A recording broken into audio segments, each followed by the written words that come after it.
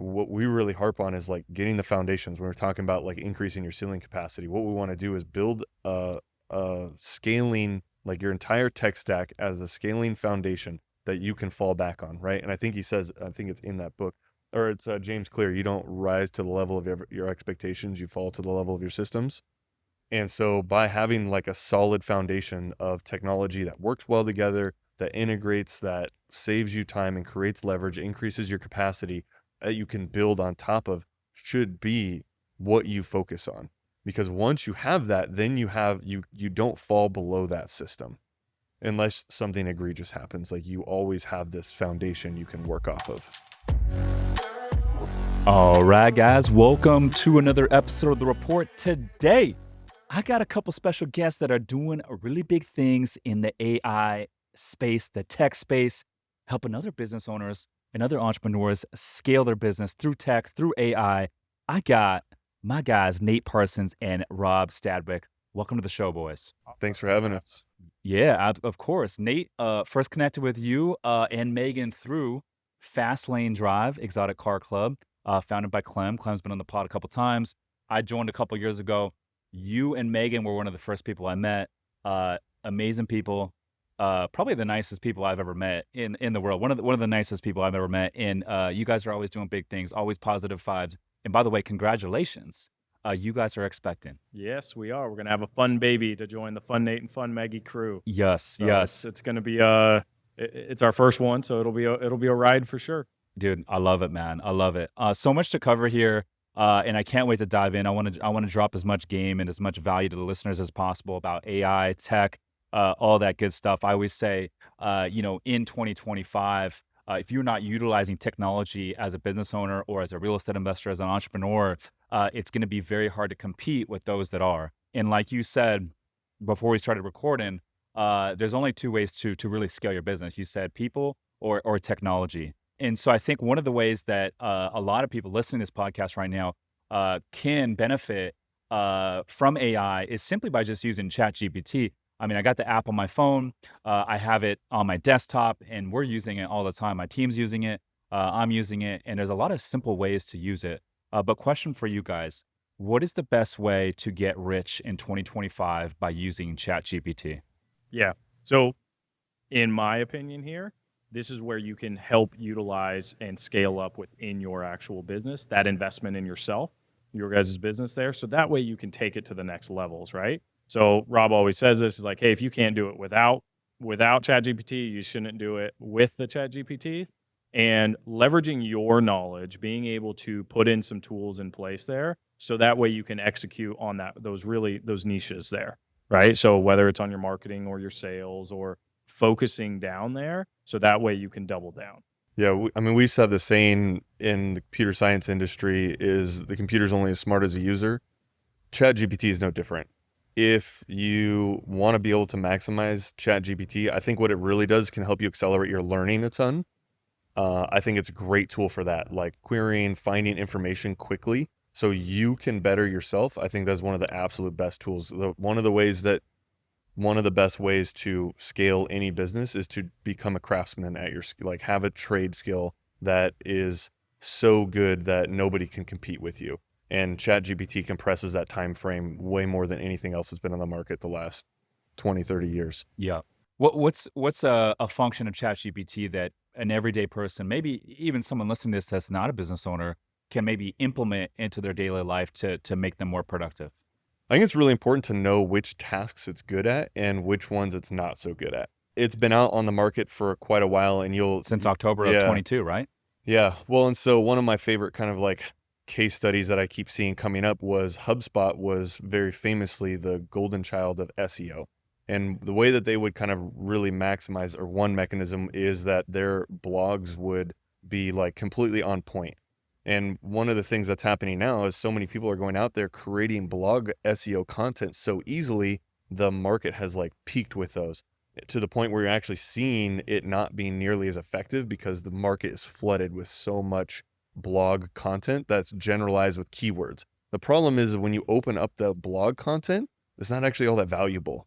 And that's one of the things I think that the ChatGPT is not very good at, is delivering creativity and value together.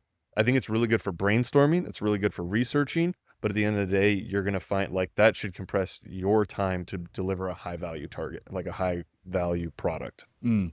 That's actually interesting. So the future of blog SEO, you think that industry is going to die because of AI? I think that what will happen is the same thing happens in every market. The quality is going to rise to the top. And I think if you just hire some VA to just like write a blog with X keywords, you're not going to get a lot of quality and it's not going to have a lot of ROI.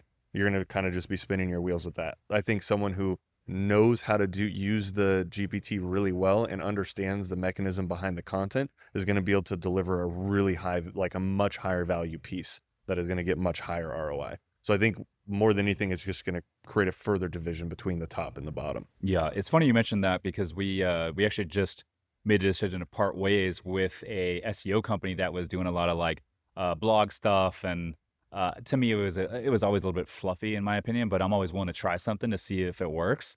But we didn't really see a ton of results, and we felt like it was a lot more fluff than anything. So recently I was like, hey, let's nix it.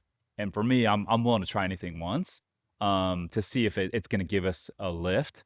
And if not, I'm like, hey, it's all right. We don't have to continue going down that path. But that was one of the things for us. Yeah, and that's how you actually start to realize it. Like, hey, take away that few $1,000s a month. Does anything materially change within your business? So you can start to understand that and focus, double down on, hey, if we're doing more on our paid advertising or we're doing more organic outreach in those areas, becomes really, really helpful. And what I found that I have a little bit of a different approach with the GPTs there as well as, but I like to see it as a getting out of your own way. In a lot of people, they get really caught up. My wife does this a lot. She overanalyzes what she wants to say and how she wants to say it. So if you can set up GPTs to structure that, we use it with our sales team. We built these tools so that they can say, hey, somebody sent me this message or they responded me into this way. Like, how should I craft this? Like, this is the response I want. Like, how do I craft that in a good, beneficial way? And they don't get caught up. You've had those messages, those emails. You're like, I just don't know if that's the right way to communicate it. So you set it all up ahead of time. You let it learn off of how you communicate, and then you just make it the tool to execute for you. Yeah. What are some unique strategies or ways that you can use ChatGPT that maybe not everyone does? Yeah, so my favorite one is obviously you can kind of get the vanilla off the shelf GPT subscription. And, they have like a premium tier, but as a software engineer, they also have like API tools you can use where you can actually start to integrate GPTs into your software and technology, which does get pretty advanced. But what they don't tell you is that the user interface for that, you can actually go into that side of the GPT and within their interface, create better trained models on your data. So what you can actually do is you can upload larger data sets. So if you have, if you took every single invoice from the boutique hotels and you loaded them into the GPT, you could start to ask it questions to analyze trends, right? It can make mistakes in some ways, right? Everybody kind of is on board with GPTs in general and they have the ability to hallucinate a little bit. But if you get a large data set that's yours in there, it can typically be pretty accurate at helping you understand your data better. Like, hey, when are most of my customers visiting? How many repeat customers are we getting? A lot of times you have to go through, the software company or build some crazy, dashboard or something to get these analytics. You can kind of just put all of your data into what's called a vector storage system, and you can just drag and drop upload. I'm not talking anything crazy. And with a much larger data set, years of history, and have an GPT assistant that you can interface with that data set with. I think it's a great way. Yeah, that's really good. There's a couple ways that we're using AI within our business. There's a lot, but I would say on the hotel side, one of them is we're using a pricing revenue management software that sets the nightly rates for all the hotels. And the tool that we use does about anywhere from 100 to 200 AI pricing adjustments throughout a 24-hour period based on supply and demand and what the comps are doing at any part of the day. So very similar to how the airlines do it. So for example, if it happens to be a Wednesday night at 11 o'clock at night and there happens to be, 4 or 5 people searching for hotels in some random market, it's going to push the pricing up for that relative time period. And then the second way is we're using it on the concierge side for the hotel. So we have a AI concierge named Brooklyn, and she reaches out multiple touch points to the guests. She'll email them, she'll text them, and say, hey, this is Brooklyn. I'm going to be your concierge for the duration of your stay. Help them with check-in instructions. And then in addition to that, helping them with places to go out to eat, activities to go do during the day, hiking trails, places to go shopping. And then in addition to that, she's also going to be bringing in more revenue, upselling additional nights, more expensive packages, etc. And that's a tool that, I mean, this concierge is able to have a lot of conversations throughout an entire day and a lot more touch points than a human being could. 100%. And that's the beauty of how you can scale with the tech there, right? Now imagine you were in the physical position of doing that. You're having to reach out to everybody. You're having to call, come up with researching where they go and what are the trends and trying to communicate all that thing. You're working really, really, really hard to just satisfy those people and nothing to allow you to scale. So your efforts got put into building that system, and now you can leverage that, and then you can figure out, hey, what's next? How do we either improve this, make it better? How do we offer a better kind of unreasonable hospitality to these individuals, or implement new systems? Yeah, I mean, that's kind of a good segue into what we were talking about a minute ago too, which was like how much automation is too automation. For me, that experience, Yeah, not having to how wait. much automation is too much automation? Because I think it's easy to go down that rabbit hole with all these all the tech out there today. I mean, there's tech stacks for literally anything you can think of. And so, how much automation is too much automation? Well, I love the example that you gave with the concierge, right? Like that's so much more I would way rather that than to go downstairs and wait in line for like 50 other people that are trying to get that same information from the desk staff or the bell clerk or whatever. And so it's a great example of like a highly technical solution that actually helps deliver a more unique experience for the customer. And I think that's where you really want to draw the line is what is the customer experience supposed to be like? And if it's something that advances the customer experience with the brand, I think you can't really go too far. You want to give them as much of that experience and as much of that unique experience as possible. I think where people really get the bad taste in their mouth about the automations and technology is when it gets really impersonal. When it's just like something that maybe should be a human connection that all of a sudden a computer's doing.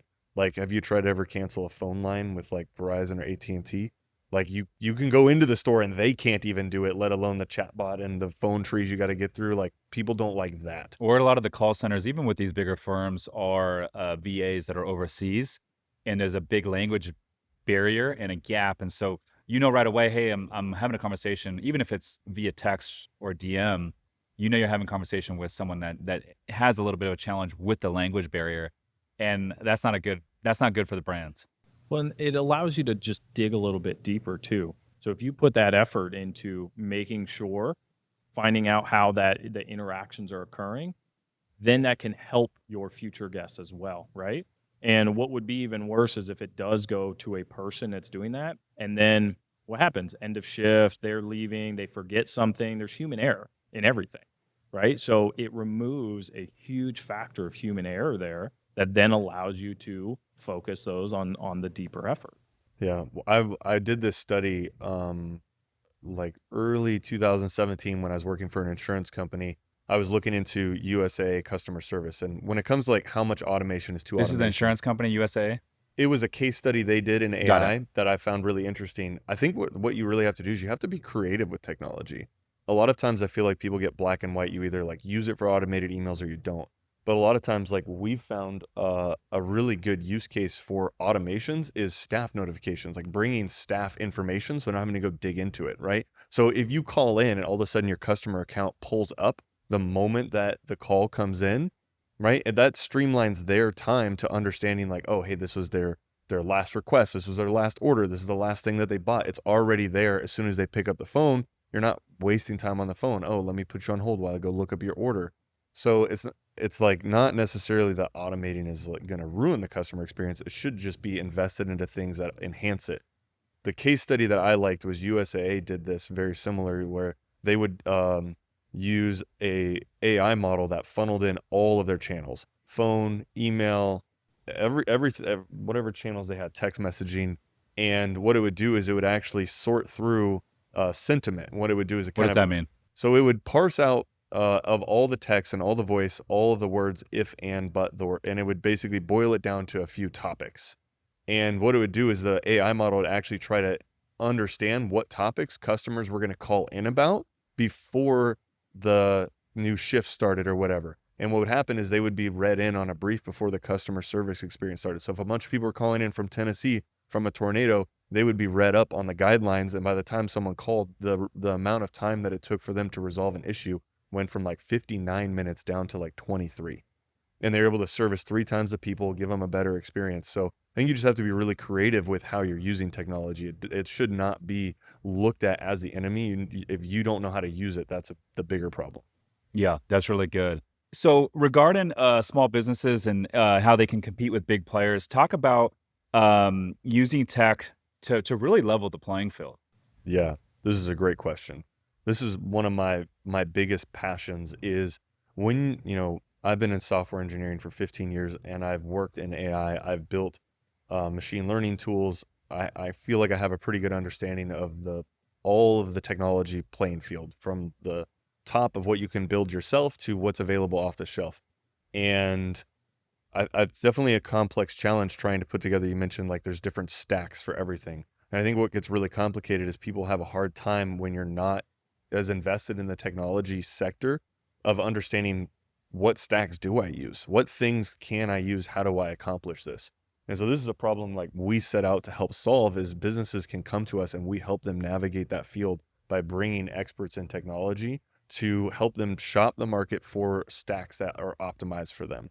And I think what, the sentiment, the summary of what we found is a lot of people, when you start out, you want one tool that kind of does everything, because it lowers your lag time down. So you can you can start sending out emails and SMS and take your inbound leads and track them. But what happens as your business starts to grow, you realize that one tool that does everything typically doesn't do any of those things very well.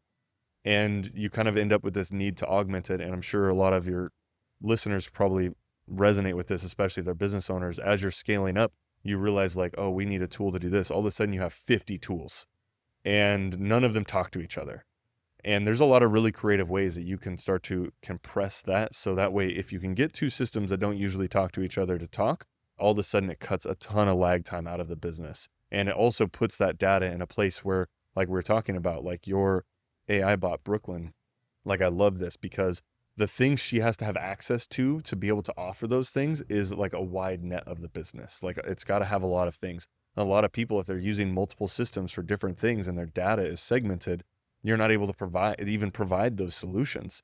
One of my most common recommendations is centralize your data storage first, if you can, because right now with the rise of AI, GPTs, like I was talking about, going into the AI system and putting your data in, you got to have control of your data. You got to have control of it so you can start to make well-informed decisions about what your customers actually want. And, it can do product market fit for you, help you uncover things about your customers you didn't know. I always like to look at it from the scale perspective when we talk with these customers, because what does any business want? More leads, more sales, more people to contact them, whatever it is, right? But they think really small. So they come in, they're like, well, we want to run some paid ads. We want to bring in a few more people. Great. And a lot of times that transaction, generally with small businesses, is a phone call. They want a phone call. Great. What if we have 500 people call you in the next hour? Now what? Yeah. Right. So when you don't talk want about, that. yeah, exactly. Right. So now when you talk about scale there, I always start at that point, like, great. Well, what if you get 500 orders, tomorrow? Great. That'll help us monetarily, but we'll absolutely decimate our operations and we won't, we'll have bad satisfaction for our customers.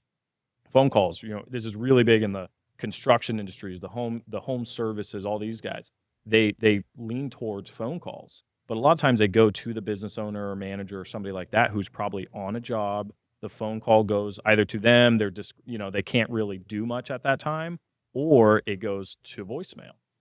What are you going to do if you're looking for a contractor and they don't pick up? You're going to move on to the next one, right?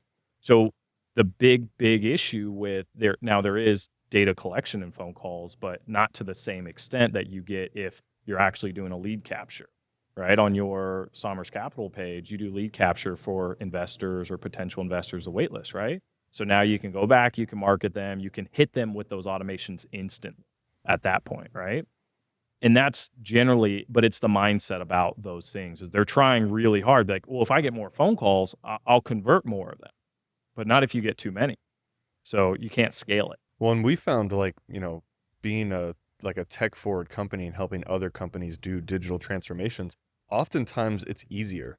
Like it's like the same amount of work. We'll come across business owners that are kind of like spinning their wheels like in the day-to-days. It's the classic, they don't get to work on the business because there's so much working in it. And we find it's the same amount of effort to scale with technology and to be able to capture all of those as it is to just do what you're doing now. And so it's been really interesting because you can put the same amount of effort in over a year, except one can produce an exponential result and the other one is linear at best. Yep. So in that example, Nate, where potentially you have a big call volume, what's the solution there? Because I know there are AI bots that can do voice. Is that the solution? That is one solution. That it's a overall problem, right? So first off, it's how you're communicating to your customers. So I like to go from that data approach. Can they convert right away without having to call, email, message, chatbot, anything like that? That is always a big push, because if they can convert, if you can collect the money, if you can, procure that sale right then and there, now you've eliminated that point of conversation. But you have to present yourself as being trustworthy. You have to show them the value of service or product that you have there, right? So getting them there, and then on the call volume, right? Getting it into a actual integrated system so that it logs who they are, that if you can't answer it, because just because you don't answer the phone isn't, end all be all. People will still leave messages. They will still expect a return call or a text message or something, but you can start to have that additive piece. Is a text message returned in a little bit of a, we've all used these in the like social media automations, where you have this like pseudo personable kind of interaction where it's like, hey man, how you doing? It was like, but it was automated. And then 37 minutes later, it was like, hey, I didn't hear back from you. You still there? Right? So starting to loop in some of those pieces, but any level of that automation or that technology is going to do so much better than just having it left on the voicemail and you're going to get back to them 3 days later. When we work with businesses, we, at the same time, while every business is unique and complex in certain ways, from a technical side, like you're trying to solve the same problem a few different ways. And I think for the most part, the approach that we see is a lot of people go kind of shop the market for a tool to help them solve the problem. And that's like the only solution in their head. But there's a very good chance, like I like running through this thought exercise with business owners, like, well, what would you want as a consumer? How would you want it to be? Yeah, and more people should do this with their business, is like take the customer journey from like step one all the way through to like purchasing, and then what does the fulfillment look like? Our standard process, we develop a framework that we follow called Scale that does exactly that. It's 5 points across the customer journey that technology is mostly built in, right? Like everybody kind of knows the S of Scale is what we call the share stack. And this is anything that lets the customer find you, like email marketing tools, your website, any automations you have, ad management, pixels, things like that. And so you evaluate what's the technology that you should use in this segment of the customer journey that's going to give the customer experience that you want. And then go look at the different tools that are on the market that will provide that for you or get you close. And one of the things that we've found we're really good at is we can oftentimes take 2 or 3 solutions, because there might be a great solution for voice that's not a great solution for text or follow-up or anything else. And most businesses feel like you have to pick, or even if when you do pick, they don't talk to each other. And so you never know like which one's effective, which one actually worked. And so what we try to do is help evaluate under that stack which tools all will work together and create the customer experience that you're looking for. And so when we would approach this like, hey, I'm getting inundated with phone calls problem, it's like, okay, well, what would you like the customer journey to be, right? Would you like to move them to text, right? There's a lot of times customers are calling about something that could be solved in a message very quickly. that they just called you for, like, would you want to know? So there's voice systems out there. You call in and it says like, hey, like as soon as you pick it up, it will say, hey, on average, like we're able to get back to our customers by text. Would you want to move this to message?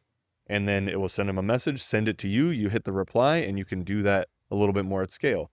We also like to do what we call increasing the ceiling. So every technology that you use should just increase your ceiling. What do you mean by that?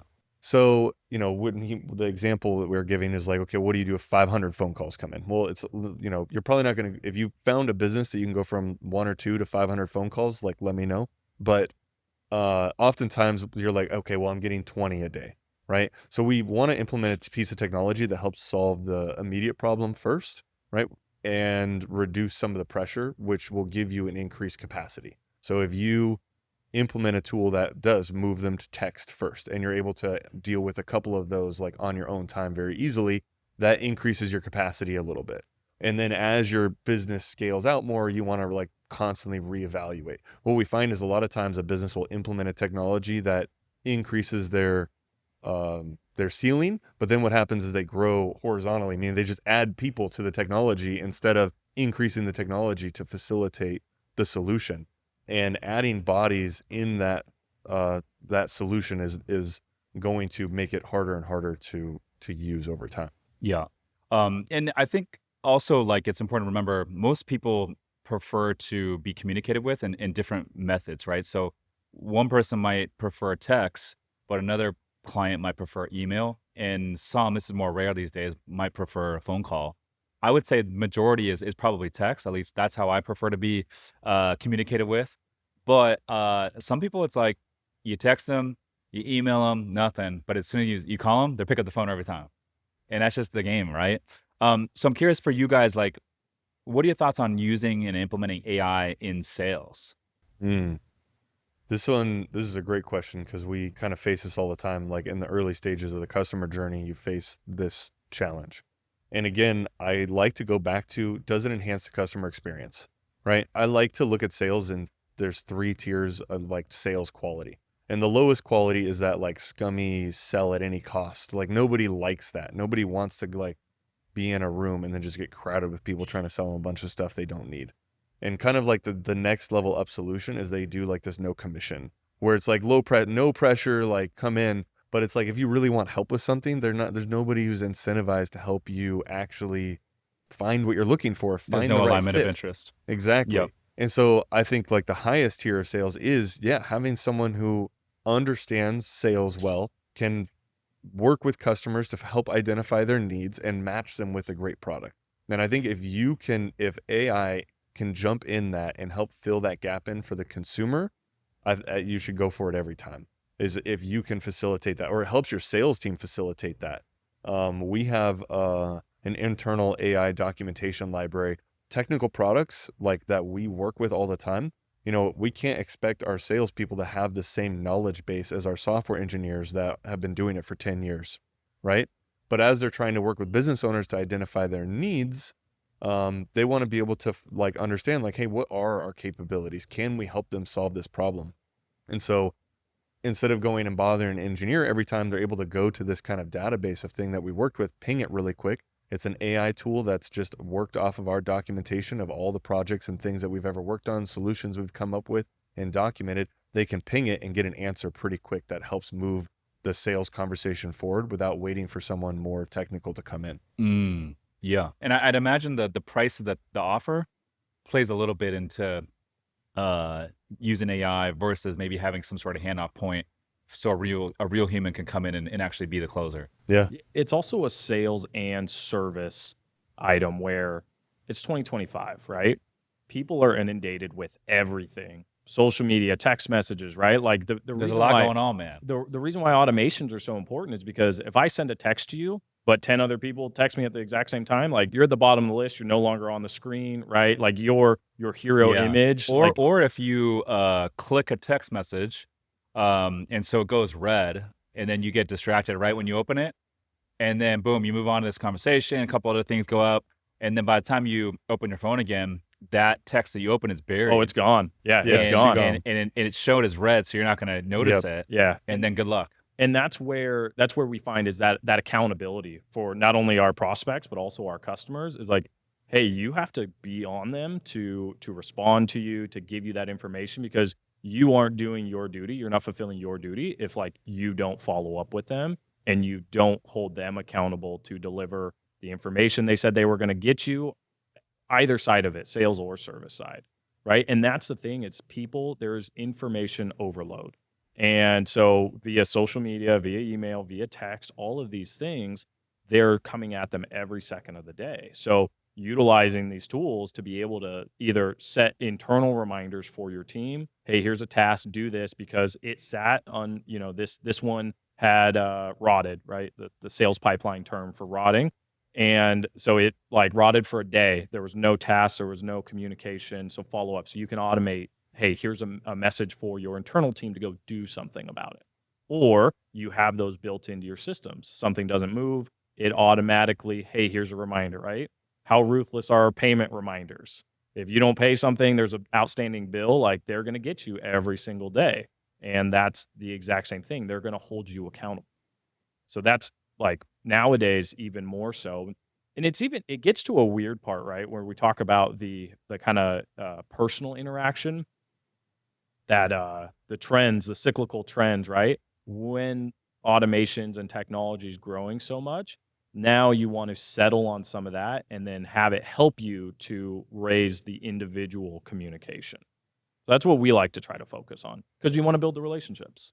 Well, and we even the tool that we used internally, we actually just in the last few weeks launched our AI bot. Her name is Astra, and she's on our website. And basically, what we've did is we've started compiling all of our knowledge on every piece of major technology in the market for different CRMs, email marketing platforms, all this other stuff. We're doing like our product reviews and our takes because, like, if you go to an email marketing platform's website, when you read it, it's like, oh, we got integrations, we got all this stuff. But it's like, then when you buy it and you try to use it and it doesn't hook up the way you want, and it's just like, you're like, oh, we're constantly trying to work around things.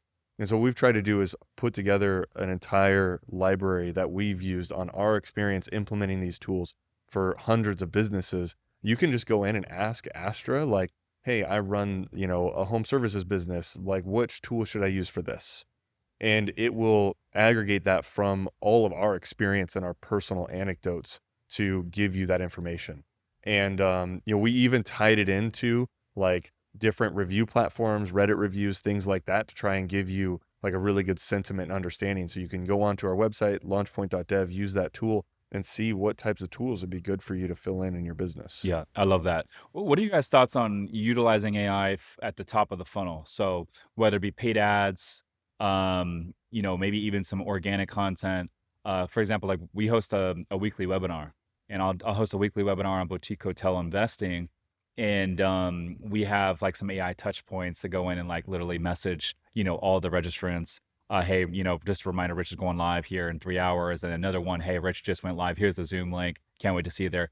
And all these touch points throughout. But talk about how you can use AI in multiple different ways, maybe at the top of the funnel. Yeah. I mean, I think you just gave some great examples. One of the things that I'm a real strong believer in, like this is my hot take here, with the rise of stuff like ChatGPT, Gemini, I think what you see is a lot of really bloated copy.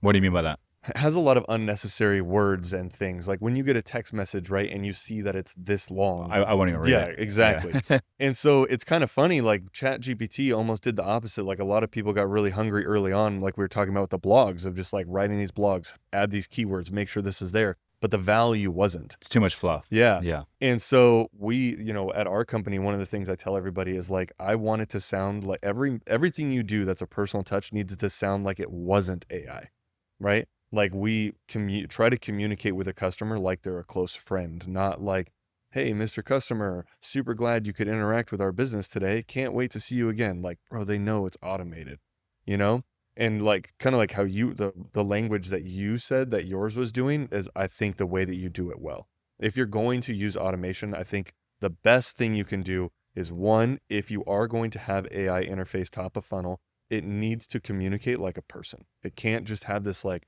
super bloated, highly professional obviously it's a bit dependent on the industry, but I think a lot of people want it to feel personal. They want a personal connection with the brand, and that doesn't happen if you're writing your emails like a 5-paragraph essay every time. And I think the next thing you could do to make it is to make the exchange, make the handoff between the AI and a real person seamless. And so we get lots of requests to implement a tool called ManyChat. It's a top of funnel AI tool that you can use. We use that with the DM sometimes. Yeah, so you can create an offer and customers can comment a keyword and it will send them the offer. And what's cool about what ManyChat does with that is you can create these automated responses to DMs and keywords, but it also goes into a live chat that can be intercepted by a real person in that same chat at any time. And what I think is really cool about that is businesses that invest their company culture into doing that well, the customers never know, right? Like one of the turning tests and stuff of like, is it AI, is like, did you know it was a computer or not? Like it's AI when you can't tell is kind of like the metric. And so if you can create your top of funnel marketing tools to interface with customers where they're not sure if it's like a person or AI, and it gives them that feeling. And then not That's only the that, secret sauce. yeah, I think that's it. Yeah. I think like you said, short and sweet, but also personalized to whoever the person is. So like I talk a certain way. I'm pretty loose and casual. Like, hey, what's up, dude? How's everything going? Blah blah blah. I'm very like charismatic and very short and but to the point. And then even like sprinkling in some emojis here and there. I think that's a nice personalized touch too. Well, now you can do simple things like these recordings, or you can do Zoom video recordings or Loom recordings, get transcripts of that, and then put those into ChatGPTs or other models. So that way you can actually synthesize it down to say, hey, based on my speech patterns, how would you communicate this, right? Build out a funnel of like, or a chain of how you would communicate in this text thread. And you can get your personality revealed in a way that removes the thought for you too. I'm curious. This is a random thought I had while you guys are talking. How has AI affected the universities, the school system? Because I mean, thinking now, like back when I was in high school, having to write, 6-page essays and all this stuff. Now with AI and ChatGPT, I imagine you could write a 6-page essay in 30 seconds. Well, and the hard part is it just doesn't translate to corporate world or business world either. Because it's like, hey, write me 6 paragraphs, and then it's like, no, if it's more than 3 bullet points, I'm not even looking at it, right? Yeah. Like it just doesn't. This is my favorite one to bring up. I remember my math teacher in like 3rd grade going like, "You're not gonna have a calculator in your pocket all the time." Yeah, look at me now. Look at me now, calculator. I think it's really that. I think like I said at the beginning, GPTs to compress learning time should absolutely be encouraged. And Nate was reiterating something I say all the time. But they don't allow you to use AI in school, I hear. I don't have kids, but from my friends that have kids, well, I mean, they're like, you can't use AI I in think school. the sentiment they're trying to capture is one that I echo, which is if you can't do it without the GPT, don't do it with it. What do you mean when you say that? I mean, if you aren't capable of handwriting a 5-paragraph essay that actually articulates real value, is to the point, and gives what it needs to do, you wouldn't know if the GPT gave it to you or not, right? You wouldn't know if it just gave you a bunch of garbage or not. So it should just be accelerating your ability. It should be giving you more capacity to do more high quality work faster. Can it teach you how to write that thing? Yes. Then you can understand, hey, what's the appropriate structure? What's the structure of how you actually build this out and how you write it in the type of format. Those types of things it can teach you. Well, and there's a big difference. Like some of the stuff, like I kind of understand, like memorizing the U.S. presidents, right? Like maybe there's a point in time that was actually useful. I don't know. I can just look it up on my phone right now. When you think about like doing tasks that help you build neural pathways, like memorizing presidents, and your teacher asks you to do it without a GPT or without these other things because it's part of a learning process or something you need, you should absolutely do it. But I didn't know that was the value. Okay, that makes sense then. So and sometimes but I know for certain, like we went to high school together. We've absolutely been asked to do tasks to like get our diploma that were absolutely useless. Oh, for sure. And that's why I always hated school, because I was like, dude, it's almost like industrial age stuff, asking you to memorize the presidents, who led the wars back 300, 400, 500 years ago. I'm like, dude, that's not really going to help me in the real world. Well, and nowadays, like if if we no longer have the ability at this stage in time where we can't look up that stuff on the internet any longer, Mhm. like we have bigger We have problems. a lot bigger Yes. problems. We got and- bigger yeah. problems. Yeah. But learning, how to look this stuff up, I think that's the more valuable question. We use the term prompt engineering too. It goes back to the computer's only as smart as the person using it. The same thing with AI and GPTs. It can help you compress your time frame so you can be a power user. Like you can actually be a great user of it. I think it's one of the unique things about it is using it can make you better if you're using it right. I think what a lot of people get hung up on is they try to use it to replace a skill they don't have.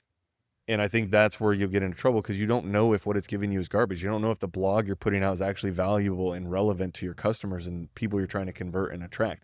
Maybe it's hitting on SEO keywords. Maybe that's your only target. That's fine. But ultimately, like if you want someone to get real value out of what you're doing, there's a very good chance that if you couldn't create that value on your own, you're not going to get a GPT to create it. Yeah, because I'll give you one example of exactly what you're alluding to is, I think social media content is a very crowded space today. There's a lot of people trying to do it. And like on Twitter, you see some people where, you could tell they're using ChatGPT Oh, to come up with 100%. Twitter posts. And it doesn't get engagement. It doesn't work because you could tell it's AI. And so, on the flip side, well, if someone has been putting out content for 3, 4, 5 years, couple pieces every single day, they know what works and doesn't work. They know what gets engagement, what doesn't get engagement. They could use ChatGPT as a crutch to help them with a couple lines here and there, and then they can distinguish what's going Yes. to work and what's not You going to work, analyze that and then data. put their ability. personal touch on Yeah, it, and then yeah. rip it, and that does well. But that's the biggest difference right there, and exactly in line with what you just alluded to. Well, and the point I want to make too is, I don't want to discourage somebody from like, okay, well then I better like go back to school and relearn all of it. Like the greatest thing about that tool is it can start to teach you how to be better at those things. You can ask it to like digest it, or you can even, like you said, one of the things you could do if you're that content creator that has all those years of knowledge, you can put that into the vector storage, or if you can get it to fit, and you can add like, hey, what patterns do you notice about this? How would you categorize this content 5 different ways? That's where I say like prompt engineering comes in, is because you have to know to ask it those questions to get the right answers. Because then when you start to get the right answers, it starts to unfold the pattern a little bit more. That's really good. Hey guys, we just got another boutique hotel under contract in my hometown of San Clemente, California, located not too far from the beach. This will make 5 boutique hotels in our real estate investment fund. So if you are looking for passive income and tax benefits, visit summerscapital.com/invest to book a free call with my team. Again, that's summerscapital.com/invest to book a free call with my team. Now back to the show. Okay, so I want to talk about scaling smart. You guys say the secret to growing without burning out is systemizing operations to prepare for growth. What do you guys mean by that? So the big part, first off, it's taking the step, right? That is number one. We get a lot of people who get like really caught up in like, oh, well, that's a $20 subscription, or I already have so many systems. And it's like, you want to play comparisons? Because we'll show you all the systems that we have, and it's surely going to trump theirs. And so a lot of people are kind of scared to take that risk, either because of the perceived complexity of adding another system or the perceived cost that might be there, without understanding the true benefit that's added to them. And for scaling, like there is no other way. You're either going to do it with technology or you're going to do it with people, right? You're not just going to organically get many more sales, right? Like, yes, if you have something that goes viral, or you have some huge trends or something like that you're capitalizing on, but otherwise, like you have to have those systems in place so that you can be able to do that. Because, right, for you, would you be able to run Somers Capital and the podcast and all of these other ventures that you have by yourself still today? No way. Right, you started them. You need leverage.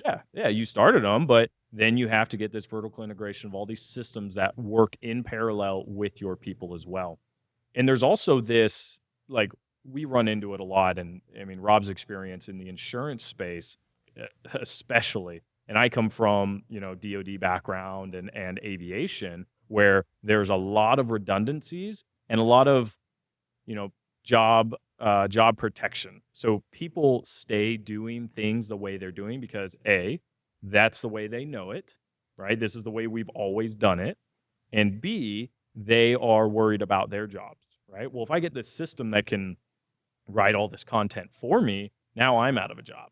Instead of understanding that it can help them level up or help bring more value to the business, at which point it makes them a more valuable contributor.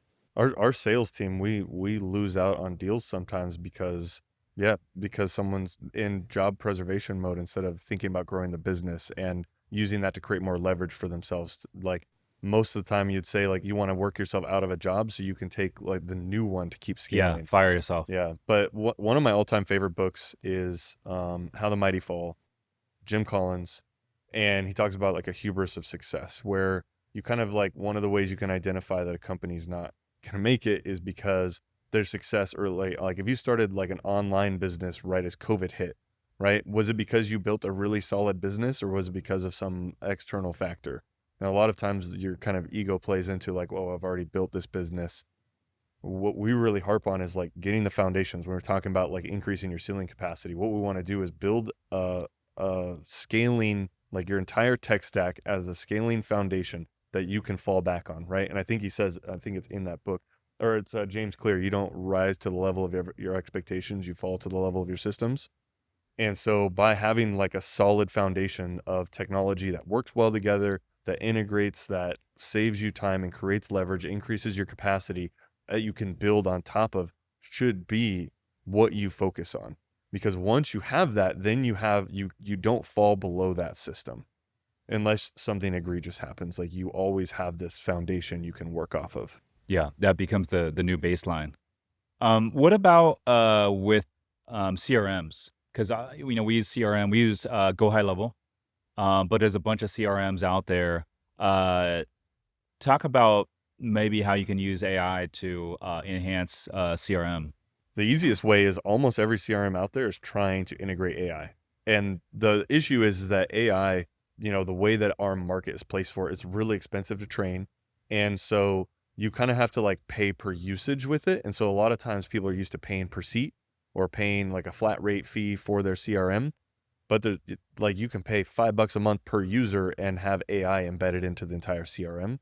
Like I would at minimum like pay the money and try it out, because the easiest way going to be the easiest way. If your CRM did an okay job at integrating AI, it's going to give you a ton of leverage without you having to like build a central data storage, put it in here, get data from over here. The more you can do that like in-house is going to be better. Would you call Monday a CRM as well? Because we use Monday. Yeah, you can. It It's depends on the CRM business modules. model. Yeah. Yeah. What would you call Monday then? Because we use it not as like a sales data thing. We use Monday for like running our L10 meetings, workflows, to-dos, like quarter rocks, all that sort of stuff. We use Monday. They're actually doing it. They have different modules, right? And different subscription levels. We're actually working with a customer right now going through an evaluation of Monday because they're HIPAA compliant as well. So like that's a factor. So as not only their work management, but also their CRM piece there. Ultimately, the piece that really empowers that CRM though is the funnel of data into it and what you can do there. So if it's interactions from the email marketing and it can tag that contact record, right? Did they engage? Was there an action? What state do they live in? Now you can categorize those contacts to be able to do something with it, right? So is it for another marketing campaign? Is it somebody who's come to one of your meetups 2 times or more, and you were able to document it on their contact record based on the check-in system from your event management platform, right? So collection of this data from every side to then funnel it to those contact records so that you can make the meaningful decision. So you can look at it from a high level and say, we've collected all this data, we analyzed it to find some sorts of trends. Now you can figure out, hey, what's the best way to go and leverage that? So do you want to offer them something? Do you want to invite them to something? That's where you're going to be able to like really utilize the CRM to make those decisions. Yeah. That was one of my hot tips for picking your CRM too, when you talk about like having AI and your data funnels integrated. When you're working in the niches, you can always find like a niche down CRM, but a lot of times you're going to miss out on some functionality because they're not going to be well funded or they bootstrapped or whatever. And not that it won't meet your needs necessarily, but obviously when you get into like Mondays or ClickUps, or you can like, or even when you by the get, way, I got Zeb coming on the podcast here soon, founder of ClickUp. yeah, okay, yeah. So we love ClickUp integrating it, but it has its limitations. If you try to use ClickUp as a sales CRM, it's email. Like there's going to be CRMs out there for sales pipelining that's going to help you email out of it, use AI to gauge sentiment. Like it's going to have a lot more purpose-built tools. So I kind of like rank CRMs as depending on your use case, right? Agencies go high level, home services, you have tools out there like House Call Pro, Workies, Jobber, like there's top ones. And you can always find smaller ones. And so what you want to do is you want to say, well, how unique does my niche need to like deliver stuff? So like home services have a few things that go high level will never do, which is, inventory management, dispatching, things like that. That gets really complicated to build into something like ClickUp or Monday or some of these other things, which is why you would buy a CRM that's purpose built for those things. And so whenever I'm like shopping CRMs for customers or whatever, or try to help them figure it out, I look at funding history, like how much like revenue do they have? Like I just got an email, like MiniChat just did 165 million in Series B. So like in my head, I'm thinking, what are they going to do with that? Right. I'm like, oh, well, they're already integrating AI. They're already doing these other things. So I'm expecting that tool to Get keep enhanced and keep improve. up with the times. Mm. Whereas if you're investing in a CRM that's going to basically run a majority of your business, and they had a really like slow Series A, they haven't done any other funding, it's hard to get support. Like you kind of got to use that to gauge what that is. But oftentimes the well-funded ones are the ones who are going to be like making bigger plays. And that's when I said like ClickUp AI, it's $5 a month per user to add ClickUp AI. Just pay the money. It's going to be the easiest way, because, we do everything from helping customers identify CRMs that are off the shelf to building custom mobile applications, desktop applications, whatever those are. And so we kind of see the whole gamut of like anything from like off the shelf, low code, no code to fully custom, and any variants of that. And what we do is identify like, okay, well, how much would it help this particular business? What's the return on investment if we go from here to here? Or how much does it increase their ceiling or capacity? How much scale are they looking to grow? And I think a lot of times, like I kind of mentioned earlier, when you end up with one CRM that does everything, it typically doesn't do all the things very well. And so you kind of end up needing to integrate into multiple systems, which is Jack of all trades, master of none. Yeah. And so you look at a tool like Go High Level, or even if you're just shopping like email marketing tools like Klaviyo or whatever, you'll see a whole integration section. The reason why there's integrations is because like a tool like Klaviyo, they've spent hundreds of millions of dollars investing in be really good at one thing, right? If you went to Klaviyo and you said, hey, can you guys build me, a dispatching tool for home services, they probably, it's not in their like MO of what they're going to accomplish. And so kind of like the best CRM, like I kind of used to falsely believe the best CRM is one you can compress into one thing. But the reality is you want a bunch of experts in each of those different areas of the customer journey to build the tool that is going to give you the customer experience that you want at the highest level.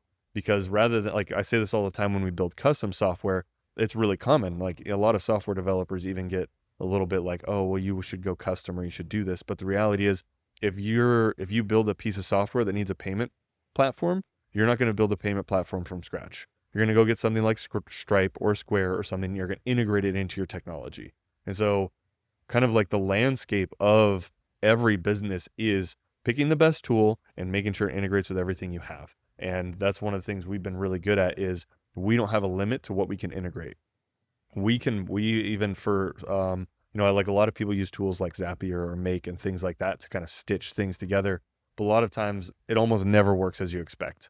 And so being able to just spin up like an integration that's seamless between two systems on a server that we can provide for a customer at almost the same price, that guarantees that every single interaction will actually transfer across those systems and make them seamless, has been a huge benefit to every one of our customers. Yeah. Speaking of payment processors, what are your favorite payment processors outside of Stripe? That's a great question. So we work with all kinds of businesses, even though we're, a technology company, we've built SaaS products, we ghostwrite SaaS products for others. We also work with a lot of customers in brick and mortar home services. And so we've worked with things like Toast and Square and things like that. And the reality is every single business needs to really evaluate what their priorities are, right? Stripe works great if you don't have a brick and mortar point of sale system. Because if you want to, I guess they are building a point of sale like terminal system, but for the most part, something like Square was going to work much better for you because it's going to come out of the box with hardware, printing, things like that, that something like Stripe wouldn't have. So it really kind of depends on your business use case, but we love using Shopify, even for websites that don't, for websites that aren't doing e-commerce. It's still one of the most diverse platforms you can put your website on, because you can always add e-commerce whenever you're ready. You can always find someone to do development work on it. If it's not with your agency or someone you worked with or whatever, there's someone who can always do it. They do tons of security updates, and they have loads of money to invest in that entire platform and system. And so we really like using that. And then, yeah, it integrates well with email marketing platforms, things like that. So we really like Shopify. We really like using Stripe for our custom applications, paywalls on mobile applications, things that we make. We like using Square point of sale for, more brick and mortar, things like that. And then home services, we have a few CRMs that we really like using for home services. But those are kind of like our go-tos. But again, What would you recommend for like high ticket sales? high ticket sales. That's a great question. Because if you go with something like Stripe, right, you're going to end up with invoice processing fees, things like that.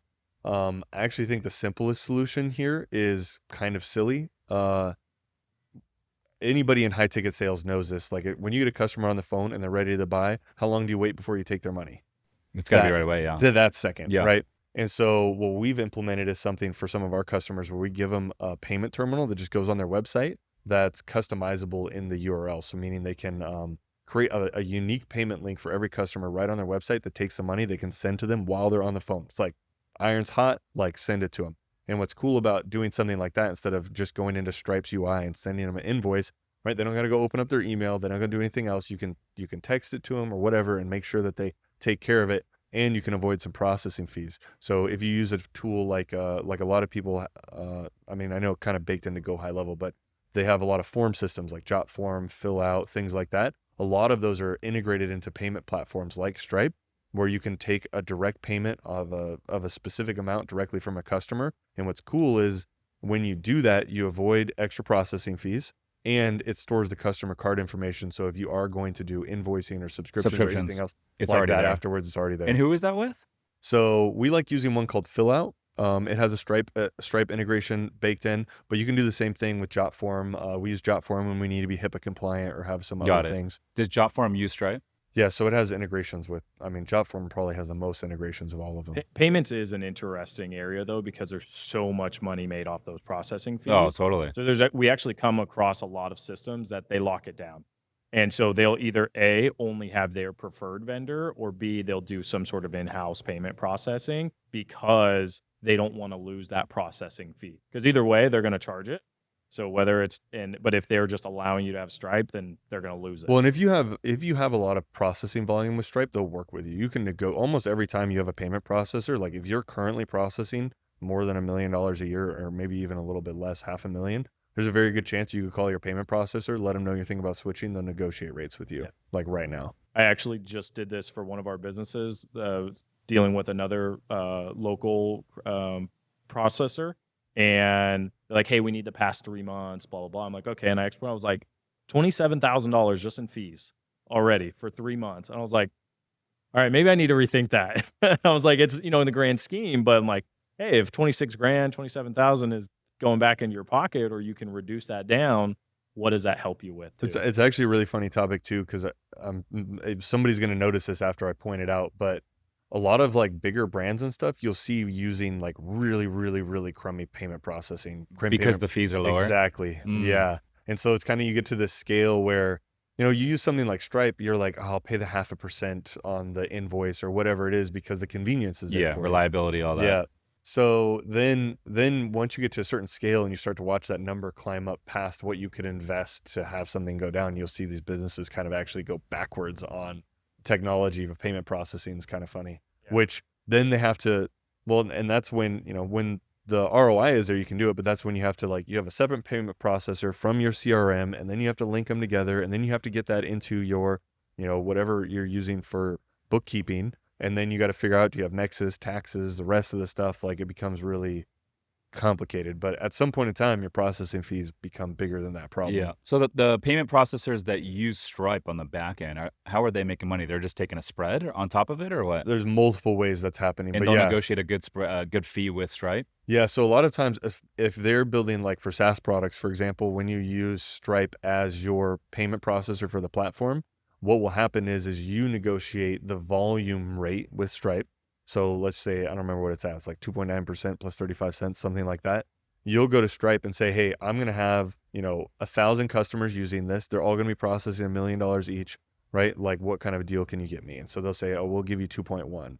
Except what's going to happen is, even though they're paying 2.1, they're going to advertise it as 2.5, right? Or 2.6, and they're going to scrape 0.5%. And they'll take the spread. Every transaction. So you think you're like, oh, it's only $20 per seat for this software, but you don't realize, like, oh, they're going to be scraping transaction fees. They're making money somewhere else. Or they pass it on to the customers as well. We see that a lot in security services and automotive services and stuff. They'll pass on whatever those fees are to the customer. So, which is the event management companies are the worst at this, which I find it really stupid, because they, like, the customers hate it. Every time I have to buy a ticket to a concert, an event, or a baseball game, a basketball game, Ticketmaster fees. I'm so mad every I know, time. they're not cheap. Yeah. Every time I'm like, oh my gosh, please, like, It's like 20%. well, you just right? saw Airbnb just kind of undid this too, right? Now it's like prices, fees, everything. Like, the customers just want to know. They just want to know what they're getting, what they're paying. And if you're upfront with it, like, the customers are good with it. Yeah. So you guys co-founded LaunchPoint. Give me a snapshot of what you guys are doing at LaunchPoint. How are you guys helping people out with the business? Yeah, so we have 4 tranches for the most part. I was mentioning kind of earlier. One is in this business technology implementation. Kind of one of our catch lines there is, we bring big tech to every business. So it doesn't matter if you're a founder, a startup, medium, or a large business, like, having that technical evaluation on your systems. We do audits, we do free audits for these businesses to come in, poke holes, and we want to find what's that, like, immediate value. We say, hey, we're going to help you on this. Let's solve this problem, and then figure out where to go from there. And it's an interesting piece too, because, like, we tell them, like, hey, this might solve this problem for the next year or two. And, our goal is you grow, and this now becomes the problem for you, and we'll fix that, right? That's one side. The other side is our software development. So as Rob mentioned, either ghostwriting software, or we have some of our own products that we've built up and managed there. So, like, that expertise in app development, web development, like, those are things that people, they don't know who to start with sometimes there. Number 3 is this kind of outsourced CTO. So we, like, as just a core of our beliefs within the kind of knowledge that we can gain here is, if you're going out and building, a lot of people, they just have no idea, right? A roofing company makes $40 million a year, and they're paying all these other different vendors doing this type of stuff. And then they say, well, hey, we want to bring some of that in-house. We want to do something proprietary that works exactly the way we need to do it.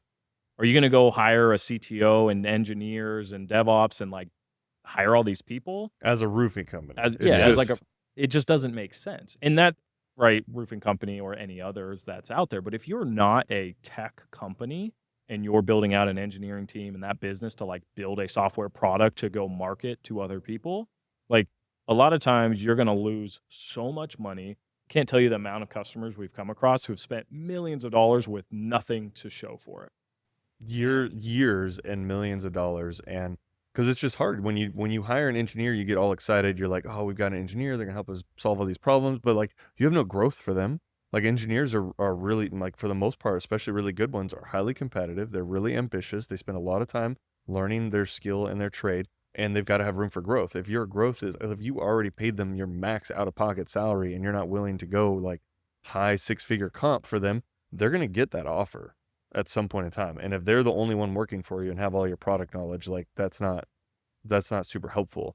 And so then you think, okay, well, we're big enough for a team. We'll hire somebody who, like, you're going to be out $250K, $500,000 for a competent CEO who's not going to write a line of code. So, like, where, like, the line that you have to cross to actually make it worth it is way higher than most people think, if you actually evaluate it long term. If you think, like, for the next year, you could probably get away with it, but for the most part, you should probably consider.